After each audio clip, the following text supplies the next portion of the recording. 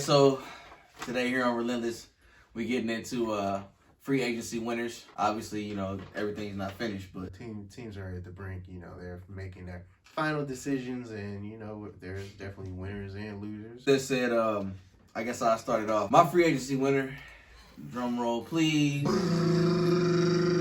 Washington football team, baby. I know what y'all thinking, huh? For real? The Washington football team, you know, I know. You could have made a better choice than I know, that. but just hear me out. Yeah, I like to hear this. All right, so check it out. The number one thing you have to remember with this is that they're in the NFC East, or some might call it the NFC Least. Yeah. So all you got to do is win 6-7 games. Famous for the Cowboys. Maybe 8. Going 8-8. But you can't. Okay. You can't go 8-8 this year. Oh wait, the Cowboys gonna go 8-1. They gonna go 8-1. We gonna keep our mediocrity and stuff. We are not exceeding any expectations. They gonna go 8-1, but Or so they might go basically 7-10. Who knows? I guess like technically you 8 to 9 games, you know, is where they where they want to be at. So let's keep that in mind when I'm you know, for this pick. So the team without a name. So they ended up picking up Ryan Fitzpatrick, aka Ryan Fitzmagic. Yeah. Now we all know that Ryan Fitzmagic can make some things happen. Because, Mr. Journeyman. It's magic. You know. So basically, the reason why this is a big deal is because he can come in and start right away. They don't have like the best quarterback situation. That's a big pickup for them. He can come in and start right away, be a gap year QB, or if they decide to draft a QB, he can be that mentor. But yeah, them getting Fitzmagic is a big pickup if they need him to come in and start, or they decide to start Taylor Heineke. They have Fitzmagic in the back pocket to come in the fourth quarters and win these games like he was doing down there in Miami for Tua, because Tua couldn't close the game out because he stinks. So Suspect. That's a Bama player. Right? That's a big pickup for them, getting Ryan Fitzmagic. Don't be disrespectful now. The next like blockbuster, like really, this is the big signing they had was that they picked up Curtis Samuel, the second-year wide receiver out of Carolina. Now, last year he put up 77 receptions for 851 yards and 3 touchdowns in 15 games, but he was kind of hurt. He was like, sometimes will he play, will he not play? Yeah. He kind of had like a iffy season or whatever. So and he's a speedster, and all they really have there is Terry McLaurin as far as like receiver. They got some guys, but Terry McLaurin is the headliner, and if you kind of stop him, you can kind of stop their game. So to have that other second guy on the other side just speeding down the field and opening things up, I mean, you know, you need that. So that's a huge pickup for them. They also picked up Adam Humphries in the slot, who was formerly a Tennessee Titan. He was one of Tannehill's favorite targets. I mean, he's one of those shifty guys in the slot. Like if he was with the Patriots, he'd have 100 catches. You know what I mean? His best year in Tampa, actually, he had 800 yards and 5 touchdowns with Jameis Winston. So I mean, he's a reliable slot guy. So that's a major pickup. Not to mention that they picked up a cornerback from Cincinnati, William Jackson. Now William Jackson III, he's pretty freaking good. He picked off A-Rod. Yeah. For 6. Yeah. So he's a pretty decent. He's the best DB they had in there, and that's a solid pickup for them. And the big point.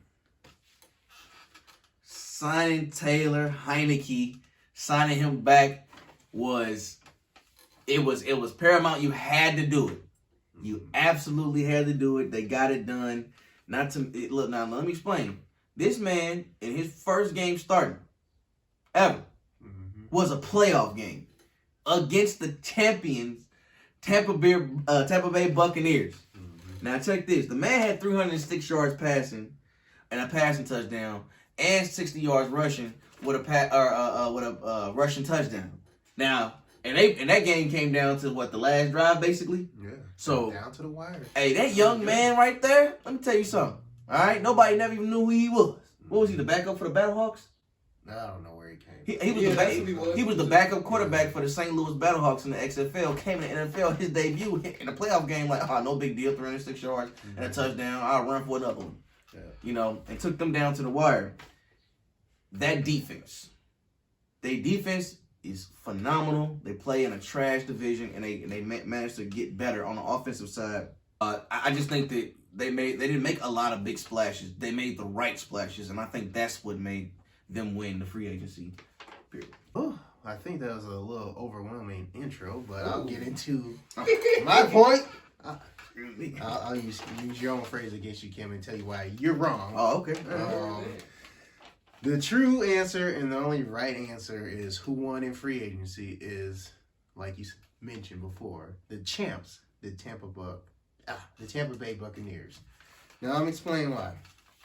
They really didn't have any big signings this offseason, but however, they did whatever they had to do to keep the core pieces together that got them to the Super Bowl in the first place and that helped them win the game. Off, number one, they extended Tom Brady to another 2 years, $50 million. They also re-signed Gronk to a 1-year deal, $8 million. They re-signed Shaq Barrett. They also signed the big-time veteran linebacker, the heart of defense, Levante David. Yes, sir. To a 2-year, $25 million. They franchised Chris Godwin, who I thought was going to escape free agency. I thought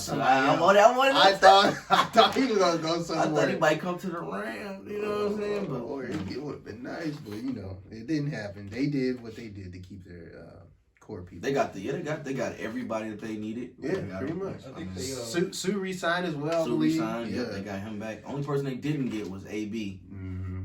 AB. Yeah. If you're tired of having a 44-year-old quarterback throw you the ball, come to LA. Hey, You know what I mean? AB specifically went to Tampa Bay because of Tom, so I don't think that's happening. And all this info is from TheRinger.com.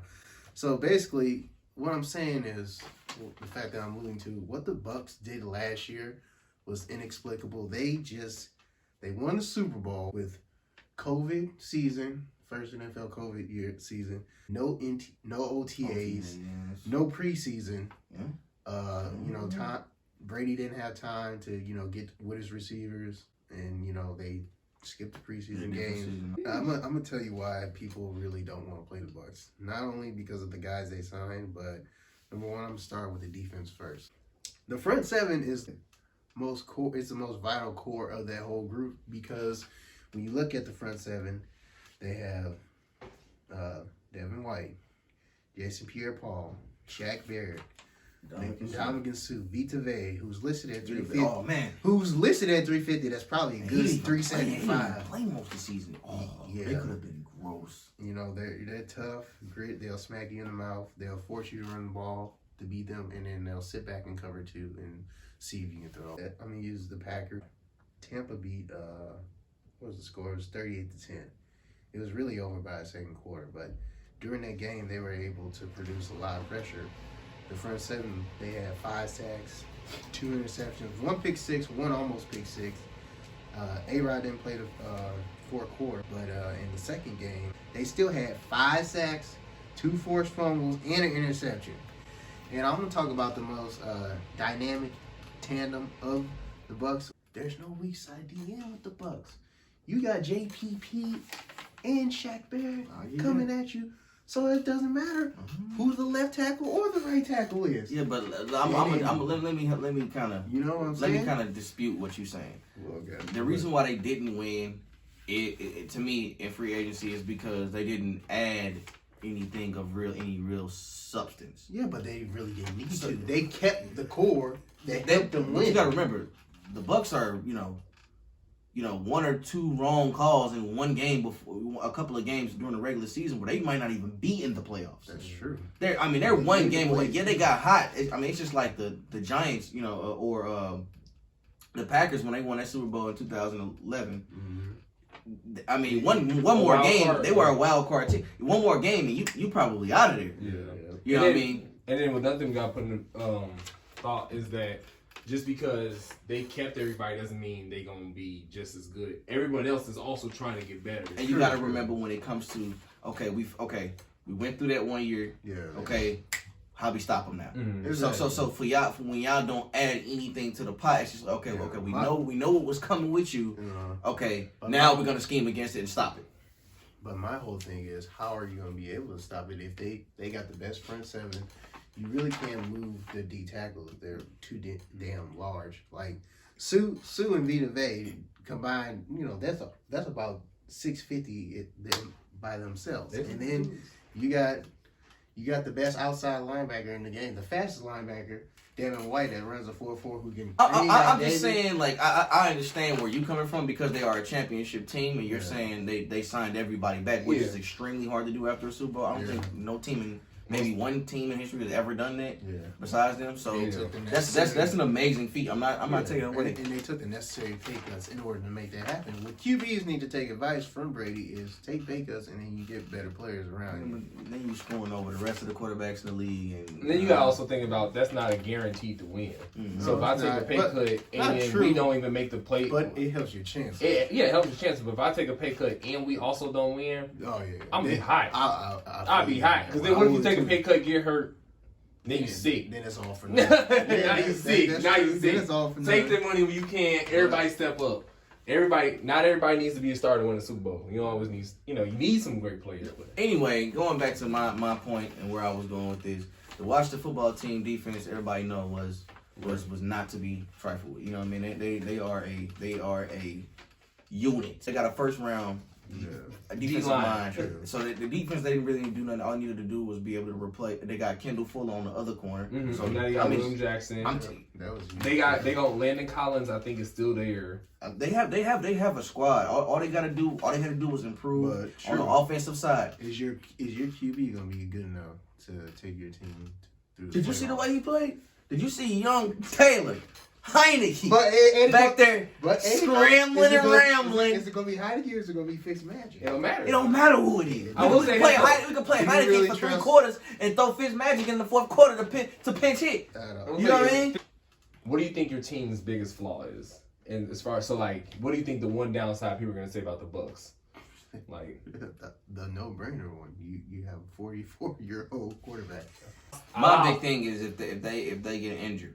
If they injured, which for any team is terrible, but I think specifically in y'all case, if you have Chris Godwin go down, we looking at who? Yeah, but injuries are. Because he can run in the middle. He can run in the middle of the field. Sure. Mike Evans can be shut down by a shutdown corner on the outside. That's true. If Godwin is gone, and assuming y'all don't sign AB, if Godwin gone, y'all in a little bit of trouble. That's why they need AB, because I think once AB signed with them, there is a point where Brady could look at anywhere in the field and somebody was at least going to be open once. Yeah. So I think that's pivotal. They need to re-sign Antonio Brown. What do you think about the Washington football team? What do you think the biggest knock? As far as we're not grading them as an overall team, but just they did good, but the Achilles heel is, like you said, the quarterback position. If they don't.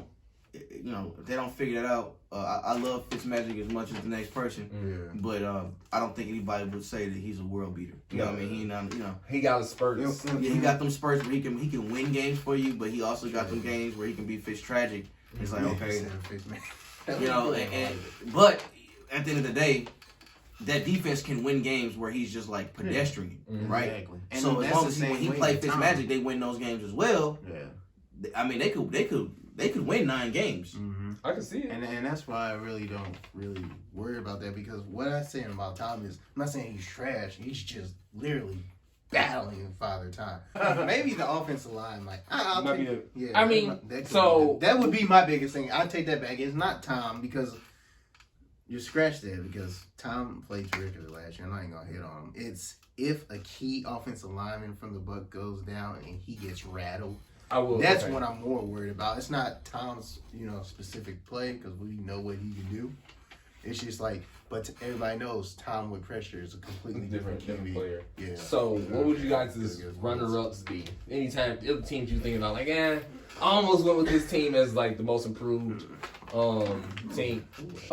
I mean, I hate to say it, but the runner-up probably got to be the Rams, and that's just strictly because adding Matt Stafford to a team I was gonna say that their worst their Achilles heel was their quarterback play, consistent quarterback play. Because everybody knows the Rams has a squad. That's the number one defense in the NFL last year. And a year where your quarterback turned the ball over like 13 or 14 times, you still win. You still win 10 games, and your best receiver is hurt again in the playoffs, and you still win a playoff game.